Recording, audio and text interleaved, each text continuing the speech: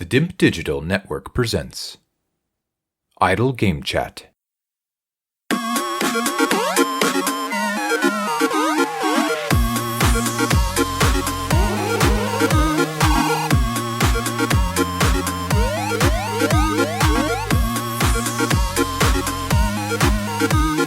Hello, Apps here from the Dimp Digital Network, and welcome to Idle Game Chat. We have a deep dive review of Doom Eternal, and if you are listening via the Idle Game Chat podcast feed, well done and welcome. And if you're listening via the Dimp Digital Network feed, well done and welcome. However, if you do go and subscribe to our Idle Game Chat feed, you would have already listened to this. At least 48 hours delay on the network. So if you're interested in video games, search for Idle Game Chat, subscribe to that, and then you'll be getting these episodes sooner. Obviously, we love to have you on both feeds, but we can't always cater and put everything up at the same time. So little bonus for those of you that go out your way and go to Idle Game Chat and sub to that. There could even be some exclusive episodes dropping on there, little mini ones. So don't be missing out on that if you love your video games. Anyway, it's Doom Eternal, one of the first big hitters of the year that's dropped, and I've called in some reinforcements. He's well, not reinforcements really. He's more of a pain in the backside, but he's played the game. He's one of the only guys actually who got it. In fact, on release, it's Tom Adkins, not Adcock. How's it going? Thank you, everybody. It's great to be here. Is it really? And though? I feel good. I think you're lying because you'd rather be playing Animal Crossing. I absolutely know that. Taken me out of my new life. Yes. I had to bribe him with coins and iron nuggets just to have him do this podcast. So for those that are listening, I've had to really devastate my own island just to get Adkins to come on. It's a new form of payment that I discovered in the digital crew. Yeah. Real life currency's dead. That's it. It is. You know what? The way things are going, it could be one day. So Animal Crossing might be all we've got. It could be a solid state of affairs. I think that's due a lovely podcast at some point, isn't it? I think we give it a few more days because you've really kicked the shit out of that. And I have too. Been playing it pretty much since launch, so we're in a pretty good position to start giving full-blown opinions on that. But it's a right life zapper. Me, you, Salmon have been stuck on it, and then Hall's also ruined his life on it, so he's struggling to balance his work and family life now because Animal Crossing's come along. It's bloody addictive, isn't it? It's bloody enjoyable. Yeah, absolutely, exactly. Doom Eternal then. One game it's not like. No. But it's quite funny because when these two were coming out, because they were both released on the same day. Oh yeah, they were, wasn't they? They had some promotional artwork done. I think there were quite a lot of them were fan made, but some sort of crossover artwork. It was really funny. Yeah. He had the Doom Slayer with Isabel, I think it is. Yeah. She's got a shotgun and stuff. I hope there's some Doom sort of Easter eggs in the game that we've not come across yet. That would be amazing, wouldn't it, if there was? Yeah. That would be incredible. But, we will see. But I chose to get this day one. I actually chose this over Animal Crossing. Animal Crossing. I was toying, wasn't I? For and I think I pre-ordered it twice and cancelled it twice. Just because this is cards on the table. This is my first ever entry into the Animal Crossing world. Yeah. I didn't play any of the others. I was very late getting a 3DS. I never got the one on that. Didn't even know what it was on the Wii. And and I missed out. I never owned a GameCube, so that's where it all started. Yeah. But I decided to go for Doom instead. Yes. And it feels like, if you just look at the score, sitting at an 89 on Metacritic, so a strong fantasy gaming pick. People won't be sniffing at that. Nope. What is it, 4 years since the original release? Was it 2016? 2016, Doom? When the reboot That's it, the old reboot. Yeah. Bethesda Softworks, id Software, and you've... If I can remember correctly, you had hands-on at this at EGX. Yes, yeah. On a master build. It was a master race experience. And this is the thing as well. This is my first because I bought the original on PC as I think it was just only a couple of years after I'd gone to full Master Race. Yeah. And then this came out, and I was like, cool, get that on PC. And I had my rig still been capable, I probably would have decided to get this on PC, but alas, the old pup struggles to keep up these days, so I opted to go for the Xbox version. Xbox One X. Xbox One X, and which only in the last week before release, I did run through the original 2016 game on Xbox One as well for the Game Pass. Oh, right. So that's the second run through, I take it. Yeah, it's my second run for Yeah, I completed it on PC. Probably back into 2016, so it's been a good 4 years since I played it. And yeah, just went through it again. Loved it again. I think it's a brilliant game. Although now, playing this game, and we'll discuss why, but I think to its credit, it makes 2016 less of a game. Cool. It's one of those ones where cracked on it. It'd be hard to go back to. It's a bit like a FIFA. You play a new FIFA and then you go back and it's got mechanics that are not in it. You're like, oh, how did I do this? Grappling meter, I imagine, is a bit of a game changer, and there's obviously going to be other bits and pieces. But I mean, before 2016, had you played the other old school Dooms that I had? Yeah. You're a fan of this franchise. Yeah, but I've been for. I'm trying to remember what I played first. Either I played Doom first on a PC or Duke Nukem. Okay, I remember. Yeah. But I remember a very vague memory of when I was younger on a PC. It would have been a fucking filthy old Windows 98 or whatever. Yeah. Playing Doom, and I must have had it on like a Mega Drive or Nintendo, something like that. So that would have been my entry. I don't think I got any of the others like Doom 2 or any of the other DLC ones. And then when I got an original Xbox, the OG Xbox, I got Doom 3 on that. Yes. And played through a little bit of that, and I remember being too scared to play it. That was quite a departure, wasn't it? It was. It wasn't as action-paced. It's actually not, I wouldn't say out-and-out survival horror, but a bit more methodical and trying to shit you up a little bit. Yeah, it definitely had like jump scares, and it definitely had a survival horror. And I remember it shitting me up when that first came out. So I think I might have babied that a bit. I've since gone. I remember I bought that on PC as well when I turned to the master side. Yeah, the master side. The master side. That's a better name. Master race. Because they released a BFG edition, right? Which included Doom 3, and then it included Doom 1 and 2 and all the DLC as well. So it's like, cool, got me that. So yeah, I've got a rich history with the Doom franchise. You know, they called it the creator of the FPS, didn't they? The one that put it on the map. Yeah, you got Wolfenstein, you got Doom, and probably to a lesser extent Quake. Yeah, like those three coming out in like the mid to early 90s. I think Wolfenstein was technically the first, but then Doom it always feels like Doom was the one that everyone was like, whoa, now this is like big boy shit going on. But yeah, and to see it come back in 2016, I think raised a few eyebrows. But the more I think about it, the more I think there should be plenty of other franchises doing that. Metal Gear Solid and just rebooting themselves so that we can fucking play at them again. And it was another critical darling, really. I really enjoyed playing through that, and it had a bit more bollocks about it from what I remember. It had a bit more exploration, the Metroidvania type bits where you could, you upgrade and then you could get into different parts of the map and go back through and get collectibles and all this sort of stuff.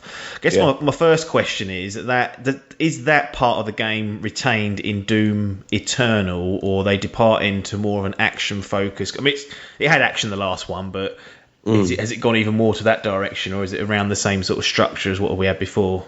It's around the same sort of structure. There is less sort of. There's not really many. There's probably one level that's got a few puzzles, but I wouldn't call it. They're not strong puzzles or anything like that. The biggest thing in this game is they have departed away from that sort of, you have to go and get this key to get to this room, which was a big thing in the reboot. In this one, their biggest focus is more on the action, but it's also on this new traversal. Yeah. the levels. There's more verticality to this game. I'm hearing there's platforming. Yeah, that's exactly what it is. It's weird because you've got things you can climb. You've got vaults that vault you up. You can climb up walls. Yeah. You've got this chain thing. So it's added traversal and verticality to the game, which is strange for an FPS, but it really does work well. So that's definitely their focus on this one. And I'd say this one has more of a story as well. The last one, it was a bit of a chuck away story. There's a funny bit in the first one, I remember. It's at the very beginning when you get out of that bed and I can't remember who it is. Whoever's talking to you through the monitors is like trying to explain what's going on. They're like, you need to do this, need to do that. And then Doom Guy just gets annoyed, grabs the screen and throws it off. And it's like, right, let's just get on with this and start ripping heads off. Yeah, that's wicked. It still has that sort of dark sense of humour in this game. There's some brilliant scenes, like there's quite a few sort of cutscenes in this. You get, they're not long, but there's quite a few, and some real funny, them sort of dark toned cutscene through that. But it's definitely a more story focus. There's actual characters in here. I suppose you only really had 3 in the last game. Obviously your main Doom Slayer and then the sort of 2 other guys. There's a few in here that make it a bit more interesting. And the Doomslayer himself, they sort of make him more of an actual character. You sort of see him for a bit with his helmet off and stuff, sort of glancing at his face. You can see his face through the helmet in certain cutscenes and stuff. There's some good little Easter eggs in there for long-time fans that obviously I won't spoil, but if you are a fan of the franchise, do look out for them. And there is some certain questions that are answered that have been mulling over people, so keep that in mind. What, in terms of like the lore and when it fits in and all that? Oh, interesting. Yeah, that's very good. I like the sound of that because it was a little bit up in the air on the last one. I remember there was like cryptic messages and all these fan theories. It'd be good if they played into that a little bit more. Interesting. Well, that's got me excited. Token. So, am I right in saying this one is supposedly set on Earth for parts of it, or at least that is the setting of it? The hell and doom and all the demons have got onto Earth and started overrunning it. Is that a correct assumption? Does that offer any? Because I remember the first game, it was obviously Mars, and then there's a couple of other locations, but it was generally set on Mars, I think was the planet. But does that offer any interesting locations, the fact that it is on Earth, or is everything so overrun with shit that actually it ain't? It's a bit of both. It is literally is one Big level. Ben in it? That's the question. No, you ain't getting anything like that. It is only one level that's based on Earth, and you are sort of darting about. I think it's supposed to be set in Los Angeles, but it's so overrun with shit. But that is one thing, this game, that my jaw dropped as soon as I started playing this. The environments in this game are incredible. Cool. People say they do those slow E3 pans where they just slowly look. I was doing that on pretty much every level. They just look so good, and there's so much going on in the background that it sort of distracts you from the action of the game. There's not many times where you can pause and have a look at the thing, but I find myself clearing out this sort of room of demons and then sort of think, right, I've got a breather, and just think, oh, let's have a little look. Cool, look at that. Yeah. But so it is. It's cool that it starts off. I think it's the first level. You start off back on Earth. Yeah. And then for the rest of the game, you're sort of hopping from place to place. But the locales you go to and the environments are incredibly jaw-dropping, I must say.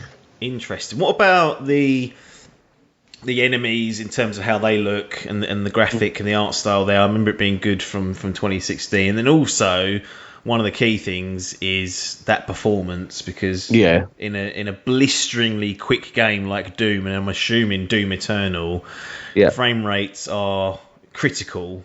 One of the few games where they are critical. So does it deliver on the Xbox One X in that sense? And I'm assuming there's some sort of Xbox One X enhancement patch that you've been playing it on as well. So it looks, I remember, like you say, 2016 was a superb looking game.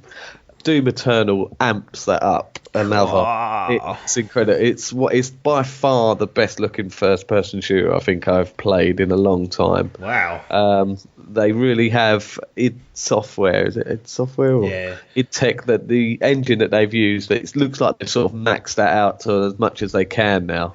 I had this running on Xbox One X, which, thanks to the DF boys, Digital Foundry, shout out. It was just sub 4K. I think they ended up having it. It's just above the 1800p mark. You ain't gonna notice. No, you ain't noticing that. I'm happy to announce that there was absolute solid 60 throughout. I'd say about 97% of the campaign. Yeah.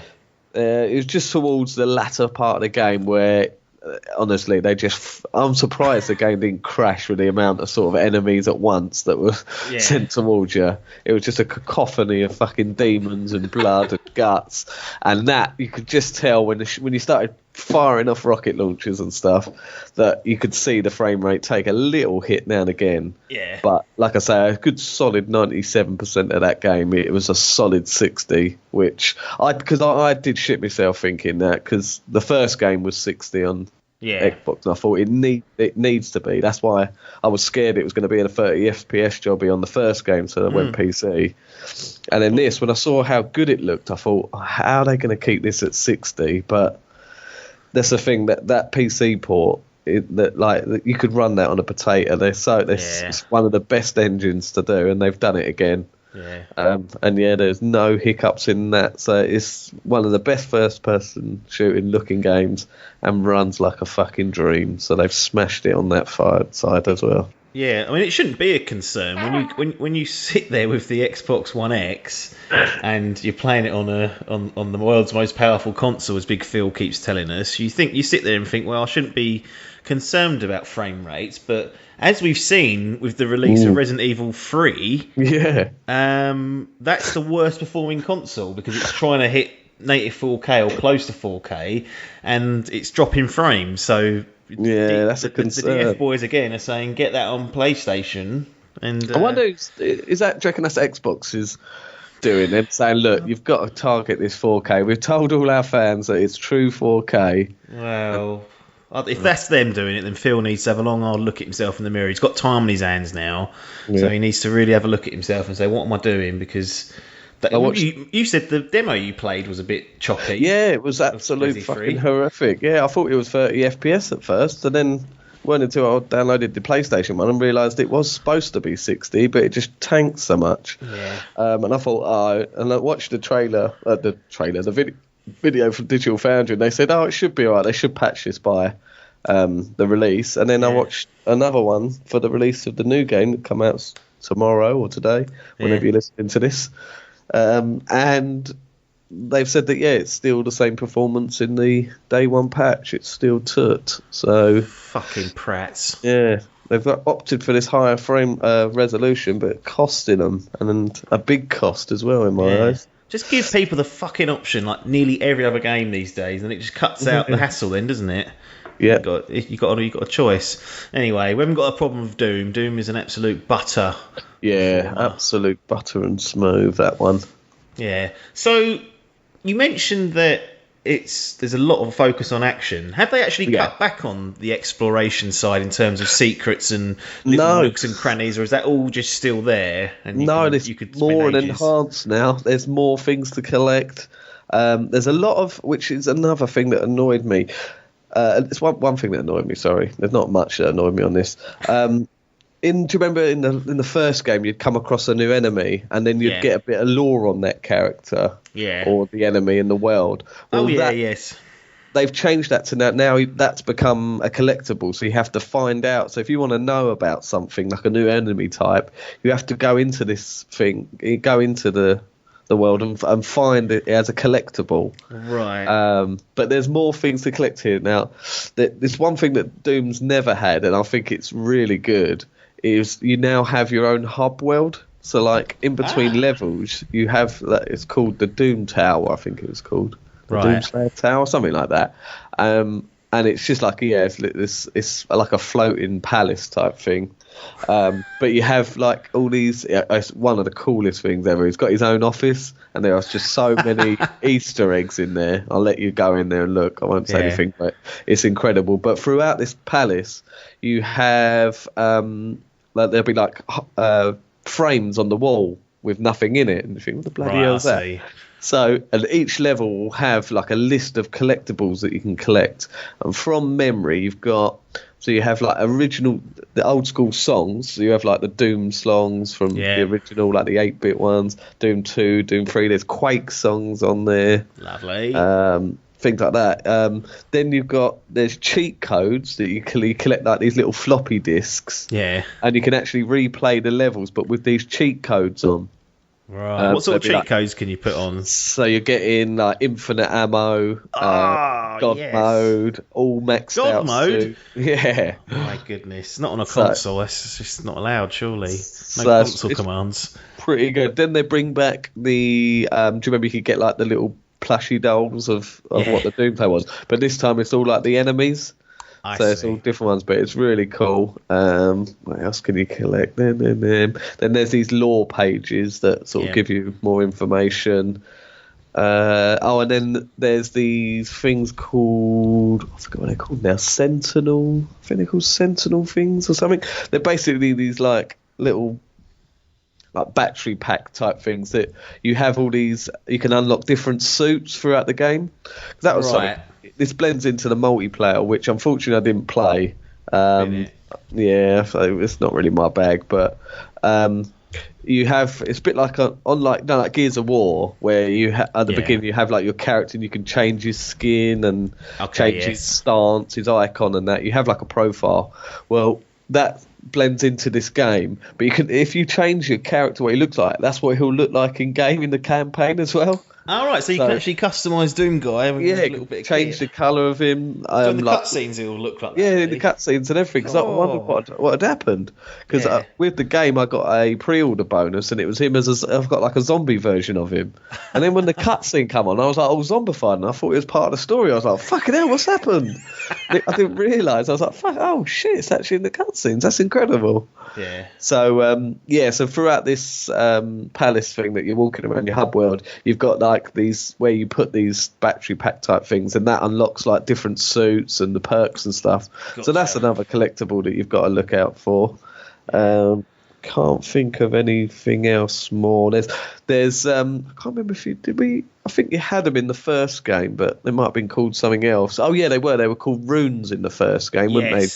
That we had to go on like a little challenge level and that's it, yeah. Do something very specific, and then you get like a power or an enhancement. That's it. Well, they've sort of streamlined this a bit, but these are now called Slayer Gates, and they are the most intense fun that you ever.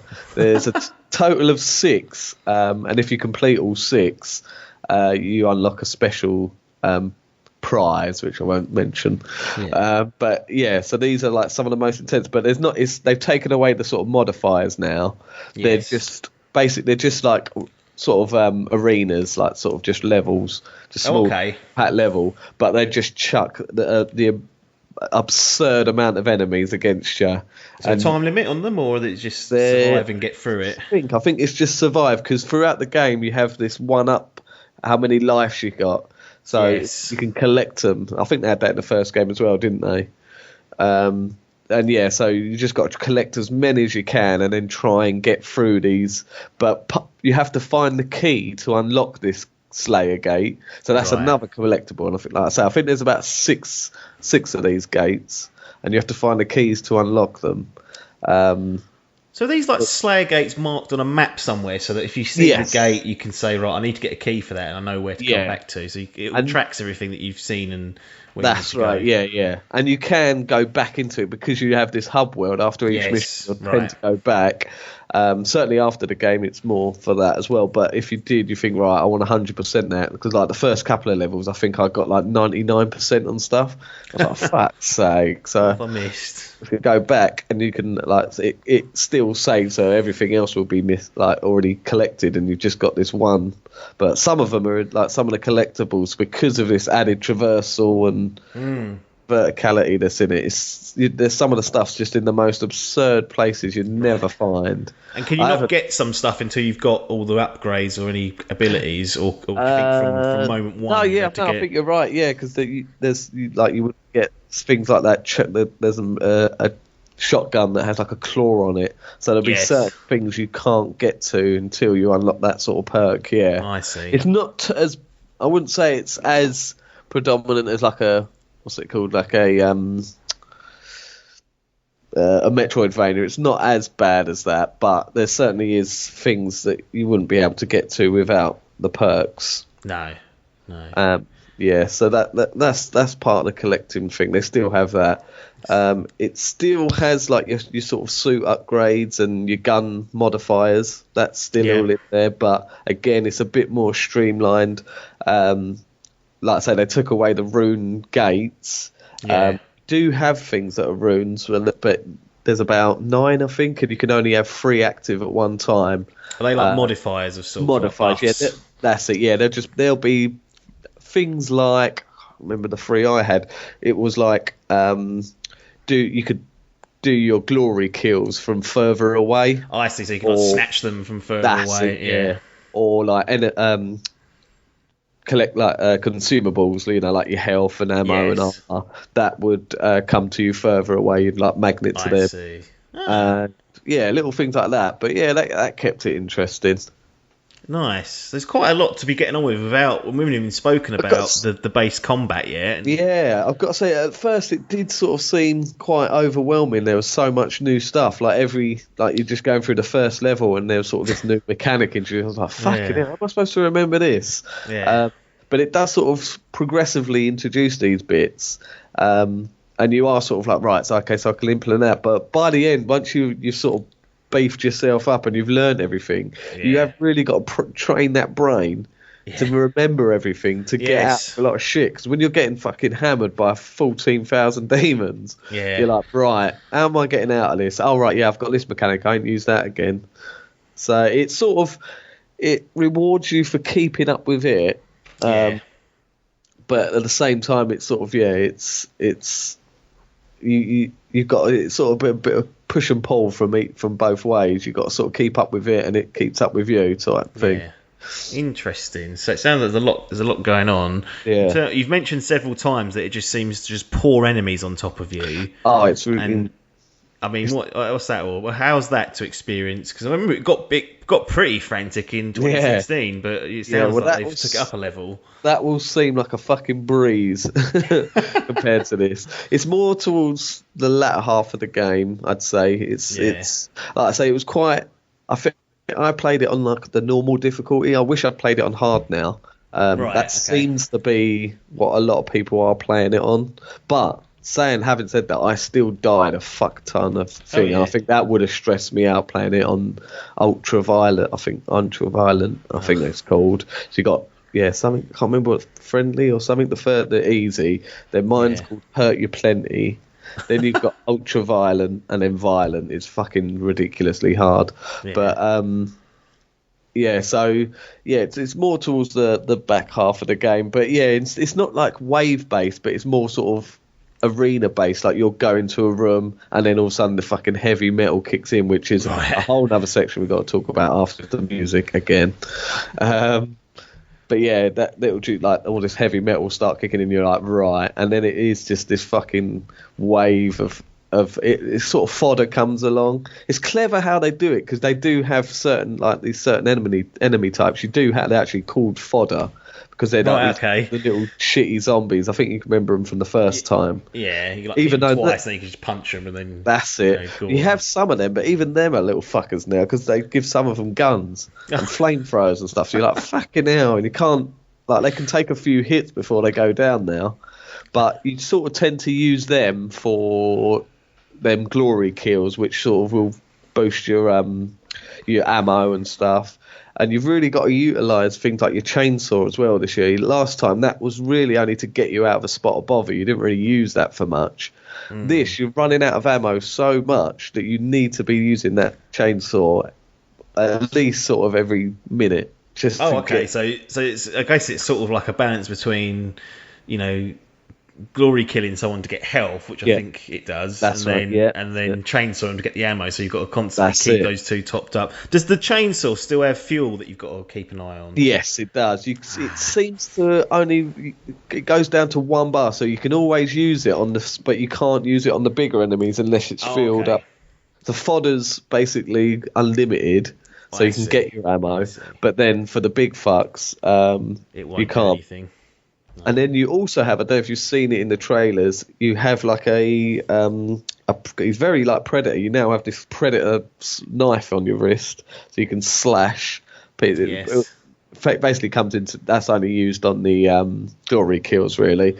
But you also have his like little cannon beam that he has, Predator, but that's used as a flamethrower, and you can set enemies on fire, and then that they will produce armor as well. So you've got those 3 things to think of whilst you're doing. You've also got this new dash maneuver, which is, like I was saying earlier, playing that game now, going back to 2016 and not being able to dash. Sickener. It's going to be an absolute heartbreaker, that is. And then, that flamethrower later on, you equip an ice grenade, and that gets you out of the spot, brother. So, and then that turns into a frag. So you got to remember to dash, to shoot, to glory kill, to set them on fire, to freeze them, to use your chainsaw. Fucking hell. Yeah, it really is just a cacophony of fucking madness, and your brain's got to go, right, there's certain ways to kill. They keep introducing pretty much every level a new enemy type. Yeah. There's 2 absolute fuck stains that I won't spoil, but you'll know as soon as you come across them that there's certain ways that you have to kill them. So you'll go through a room and you think, oh yeah, these are all good, I can get there, just got to chase this cunt. And then boom, this one will come through and you're like, for fuck's sake. And then another fucking one will come and you'll be like, for fuck's sake. So yeah, it's a wicked fucking challenge. It's balls to the wall again. Yeah. And yeah, it's just you're constantly learning throughout the game, and it's constantly changing, and you change with it, and it's just about don't stop. You cannot stop and shoot. That does not work in this game. No, you're dead. Get your arsehole ripped out. What do you think your favourite new ability or weapon or feature they've added to the gameplay side of things? Because the one thing they seem to be pushing in the trailers was this grappling or this meat hook of sorts. Yeah. You can swing off things and bits like that. But is that a bigger deal as they've made out, or is there other? It's absolutely devastating. No, it's devastating, that gun. It's just I think it's the original the combat shotgun. I think it was. Right. It was the shotgun that was in the first game, but it now has this meat hook in it that you can fire at an enemy. And it will stick to them, and you just fly towards it. But you can use that to fly above anyone. You can then set the chain on fire, so it will set the enemy on fire as well once you unlock like mods and stuff. And that probably is the new. Most of the guns from the first game are in there. I don't think there are any other additional things. Like I say, because you have this new sort of Predator.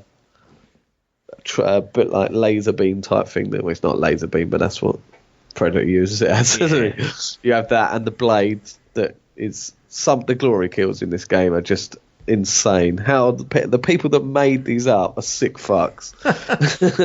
I've been seeing quite a few videos, and it seems like there's loads of different variations on the glory kills depending on what angle you come at, where they're positioned, and there's that like. You won't see the same one just over and over again. There's there's several for each enemy type that swap around depending on how you do it.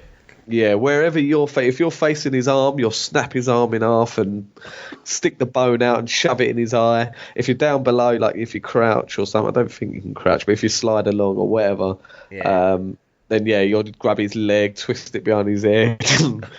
Or if you jump above, you smash his head down so it goes inside his body and... pull out eyes and feed them to them. There's just so many, but they look so good. They're it's incredible what they've done. Jubbly. Yeah. It's the perfect sequel in terms of progressing what they done with the first game. Yeah. Everything, every part of the game has been improved, and the music. There are some people complaining that like they don't like heavy metal music. Don't play fucking Doom then. Exactly. But it's the same guy that did it before, Mick something. Can't remember his bloody name. Mick. What's his fucking name? Hold up. Jagger. Mick Jagger. Is it Mick Jagger? No. What is his fucking name? No, that's Rolling Stones, isn't it? Yeah. Mick Doom. What's Mick Doom? Mick Gordon. That's it. Mick Gordon. Two first names, can't trust him. No, exactly. So he done the first one. There's a few songs from the original one that he sort of rearranged, but again, it's this fucking evil metal swamp that I fucking love it. It's awesome, the music, and it just fits this type of game so well. Yeah. Yeah, no, it's an all-round fucking good package. How long do you reckon it is, roughly? So, how long do you reckon you spent? This was, my thing was about the lore. Hot topic was that the lore was a pain. I had to go and find that to find out about the information. I didn't get that handed to me on a platter. That's it. The biggest fault in the game. The second biggest thing is with Xbox is they seem to trash the idea of giving you stats.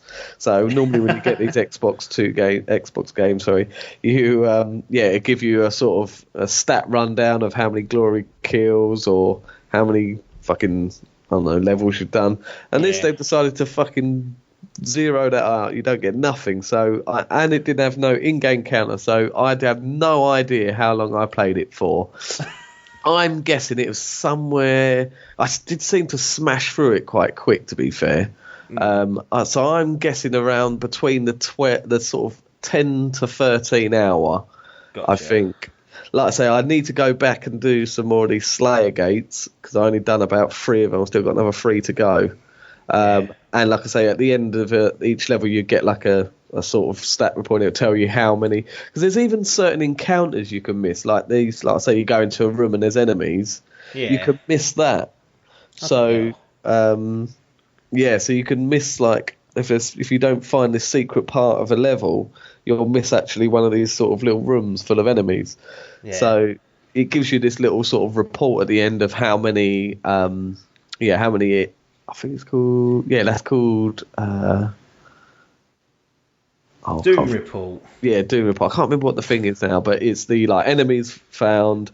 Then it's the collectibles and something else. I can't remember, but yeah, basically, so in the menu, and it's when you can choose what level to go to, you can see okay, so I'm missing one toy, one cheat code I've got to find, and one of these Sentinel power pack things I've got to get. So you can go back in and search through the level.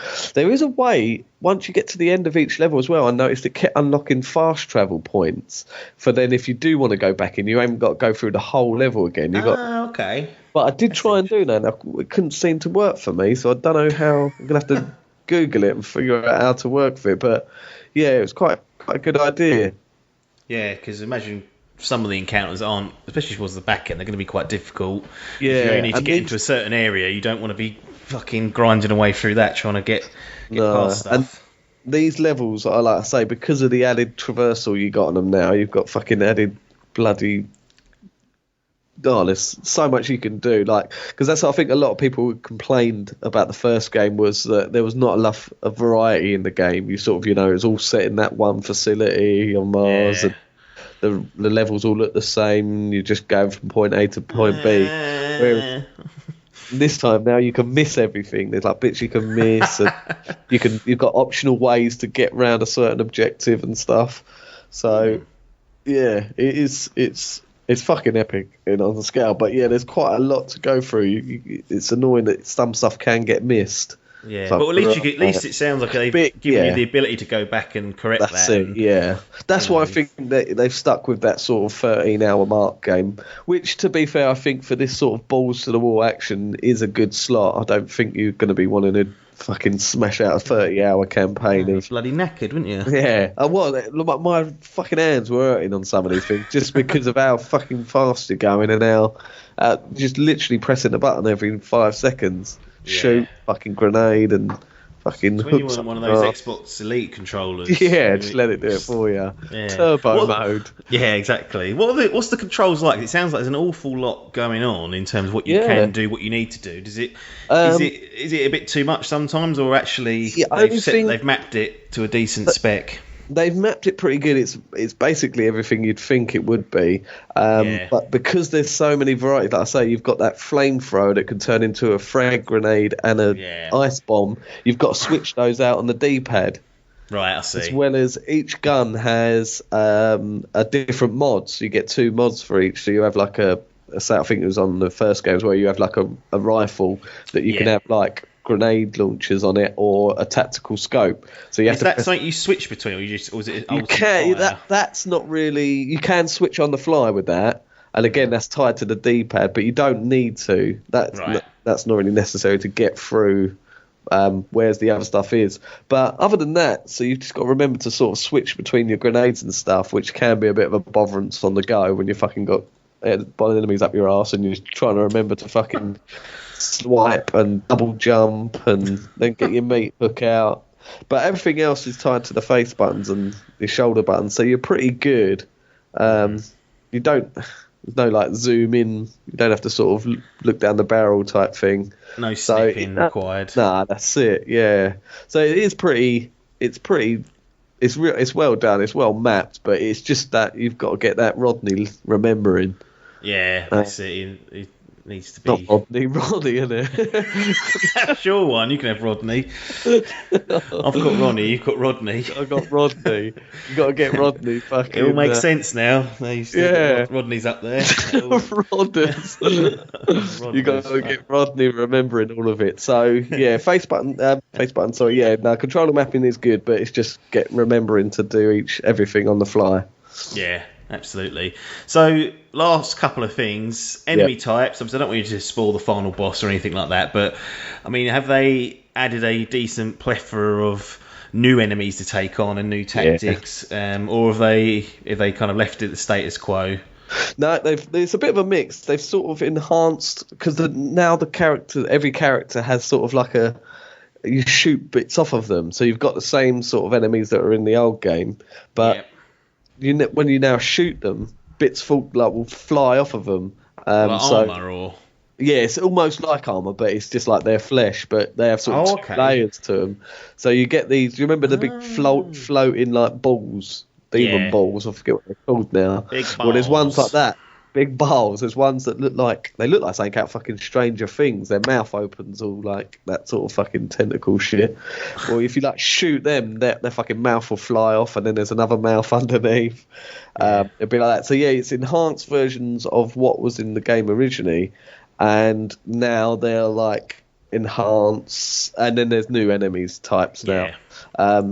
The boss that was in the first game, that's now a common enemy. Right, lovely. You have to deal with them. And then, there's some added ones. You would have seen, possibly from trailers, the Marauder, which is he looks like the Doomslayer, like a demon version, carrying an axe. I don't know if you can remember it. That's a new enemy type, and that is by far the biggest cunt in the game. Having to deal with him. And there's a new one as well. That's almost like a sort of snake man, and he slithers along the floor and just gets up in your grill. But other than that, I think only those 2. And the boss thing. That's the thing. I think that's pretty much it. So you've got a few different new ones. There's a few more varieties, like the Foddy. Like I said earlier, you get different variations. They've got guns and they can rile you up. There's soldiers.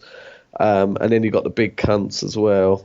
There's a couple more that I won't spoil, but there's a handful, not a lot, but a handful. Enough. But like I say, there's a lot of variation of them that they all just come out of fucking nowhere, and you're like, right, and then they start to change it up where you can only kill ones with certain stuff, and it does become like a fucking ball ache in the end. But it's a good happy ball ache, but.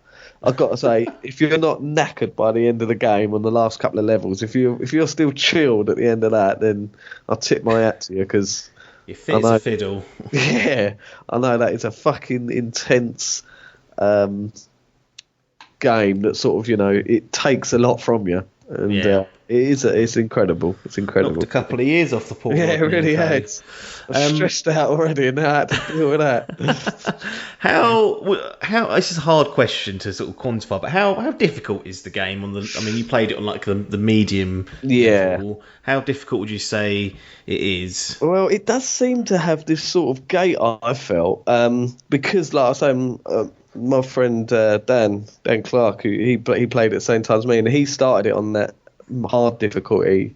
I think he did finish it on that, to be fair, but I remember talking to him and he was saying about it and said, he was finding it quite tough from the get-go. And I remember thinking, I think I went at least about 3 or 4 levels and I didn't even die. And I was thinking, I'm finding this too easy. Yeah. So I wanted to switch up to a thing, but I wasn't sure if I could switch up to, or if it was going to just like delete everything and had to start from the beginning again. Yeah. So I thought, oh, fuck it. But yeah, so like I say, so probably for like the first half of the game, it's easy going. Like I said, I didn't die, but I had just played through the first game, so I did have that quick in my game still. Yeah. But yeah, then it sort of just started getting harder and harder. Like I think the more they introduce the new enemy types and the more they throw at you, and like I say, you've just got to keep remembering to get out of situations and keep replenishing and your health and your armor and your ammo. Yeah. And I did find the sort of back half of the game quite hard. I did a few times. I sort of thought, fucking hell, I died quite a bit, and I was like, bloody hell, it's like playing fucking Bloodborne here. Yeah, get pissed off with this. And it's just certain sections where these fuckers would come out, and like I say, those Marauder bastards, they put me down quite a lot of times. There was almost a broken controller on a couple of them. So. Yeah, I'd be interested to give it a go on that harder difficulty, but I think that would end up making the whole game a bit like that. So I'd say the difficulty has increased myself. It's not something I don't think like the average game will get through, but I definitely think that they would have a struggle. Definitely. Yeah, fair enough. Have you got any other business you'd like to raise before we go into the formalities and give Doom Eternal its official grading? No, there's a couple of missed opportunities I felt in the game. I don't know if they're leaving it open for DLC. It's not really their sort of thing to do that, or possible sequel down the line. There were some key things that looked like in the game, in some of the backdrops, and I thought, that would definitely become a thing later in the game, and it never did. It's hard to discuss this without spoiling, but yeah, so there's a couple of missions, but I don't. Other than that, just more to that. I haven't really discussed this home world much. Just that sounds really interesting. It's weird. Like it's almost a bit like almost like a bit of a Borderlands, where you go back to your sort of home world. You can run around it and go to different things. You've not got like shops or anything on here, but like I say, it's more based on collectibles. You can view your collectibles that you found, and there's these unlockables. There's even secrets in there that I found out that I wouldn't have found unless I've happened to stumble on a YouTube video. But yeah, it just seems really weird to have it in a Doom game where you sort of go back, and it's just, again, it's sort of pushing that character that this Doom Slayer is more of a character than just the protagonist in the first game. Sort of makes him a bit more human, and like I say, there's some good lore that you find out in the game. But I think we've pretty much gone over everything, glory kills wise, combat, music. It just is just all round fucking sequel. Like what you'd expect out of a sequel. Everything is just amped up. Everything's better. Everything's good. I feel sorry for 2016 Doom, because I think if I went back now, I'd find it just lacking. I'd be like, inferior. That's a sign of a good sequel. So I think they've obviously done a good job, and to have this in what's probably going to be the last year of the consoles, although who knows with COVID-19 and whatnot. That's a good place to be for the Doom series. You sort of put a bow on this generation, say, right, here's that one, and then we'll see what they do in the next steps. But what's your closing thoughts, and then your official gleading for Doom Eternal, the Bethesda publishers who seem to get crapped on for their own in-house stuff, but when they give it to someone like id, they knock it out the park with good games, seemingly. I think Doom Eternal is a fucking brilliant masterpiece of a first-person shooter. It's the perfect sequel. I'd even go as far as to say a decent enough starting point. I think if you were looking for a first-person shooter game to play, someone like Logan, if he wanted to play a game, I wouldn't tell him to start the first game first. I wouldn't say to him, you need to play that to get the new game. I think you could jump in on Doom Eternal and have a lot of fun with it. So yeah, perfect sequel, perfect jump on point. And to that, I'd say get it. It's a fucking perfect game. I'm having second doubts about selling it because I do want to keep it. It's just a financial situation at the minute for me. But other than that, it's a fucking fantastic game, and I urge people to play it. Excellent. What's its official grading then? So official grading, I will give it a 9 out of 10. 9 out of 10 for Doom Eternal 2020. 2020. It's a fucking close to... I think if we were doing 0.5 still, or... We still are. Are we still are? Is it just the films or not? Yeah, no, we're doing it. 0.5s are everywhere. Oh, is it? Yeah. Oh, shit. Oh, maybe 9.5 then. Yeah? Yeah, 9.5. Yeah, fuck it. Yeah. Bloody hell. I don't know why. I forgot we were doing that. No. It's there across. I think even the little film group, they've all been 0.5s. Isn't it? Yeah. I think it's because IGN did it. They went backwards, didn't they? And they did the points, and now they do the. So they only do solid scores now. They just do solid scores now. Yeah. Nah. It's not how it operates here at Idle Game Chat. Right. So no, I will take that as a 9.5 because I think that lore thing is literally the only that and maybe a missed opportunity in the story, like I said, but. That's the only fault I can think of this game. There's nothing else that annoyed me in this game. No. If the game was too hard, like I say, that back half, if that was unbearably couldn't get out of it, but I think it's more to your own fault. A bit like Bloodborne, like a lot of those times when you're playing it, it's not. That's what all the elitists say. It's your own fault. It's your own fault. That game is forgivingly hard, but a lot of times when you die, you go, well, I could have done something there. That is my fault. Stop myself. So I think I can't. Other than that, I can't fault it. And that isn't the world's end thing. You've got to go and find your lore rather than having it put on your plate. That's not the biggest fault, is it really? So, it's almost a near perfect game for me.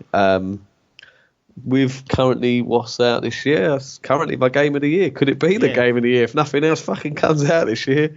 Yeah, it will be for my default. But it's a good strong contender then. It's a big strong contender. It's a fucking incredible game. The best first person I've played in a long while. Probably, beautiful. It beats. I thought Titanfall 2 was an incredible first person campaign. Yeah. And this has beaten it. I think this is a much stronger game. Much stronger game indeed. Yeah. 9.5. I'm sticking with that. 9.5 for Doom Eternal. If you're interested in your first-person shooters and you like your campaigns, I mean, it goes without saying that's just the campaign alone. There is a multiplayer mode there and whatnot. So those that I'm not going to say that's going to break the bank because it sounds interesting. It sounds interesting. Yeah, it's like asymmetric, isn't it? It's 2v1. 2v1 demons. Yeah, 2 play demons, 1 plays the Doomslayer, and you can you actually play as the demons, which would be interesting. Play as the zombie and shit. But multiplayer is not really my cup of tea, and I may give it down the line, but worth the money just for the campaign. Yeah, just the campaign. That's the only things like I say, if you're getting it and you're not into collectibles, and it's like I say 10, 12 hours long, Some people might query that full price, probably Biff, but well, there's 6 hours that people are getting annoyed at now because of Resi 3. That's so. I think 12 hours people would be happy with that. Yeah. But like you said, it's the quality of those hours, and I've got to say, if I'm getting a 9.5 of quality for 12 hours, that's worth my $40. If it was £100, would your opinion change? We'll save that for another podcast. But, that's it. Doom Eternal 9.5. First review of a 2020 title here at Idle Game Chat via the Dimp Digital Network. So, Mr. Adkins, thanks for joining me and thanks for getting Rodney on. It sounds like he's going to be a great addition to the team. Rodney's a new founding member. Yeah, he's always been here quietly. Yeah, now he's coming out of his box a little bit, so it's always great to meet new people and have them part of the team. But everyone else, thanks for your time, and ta-da.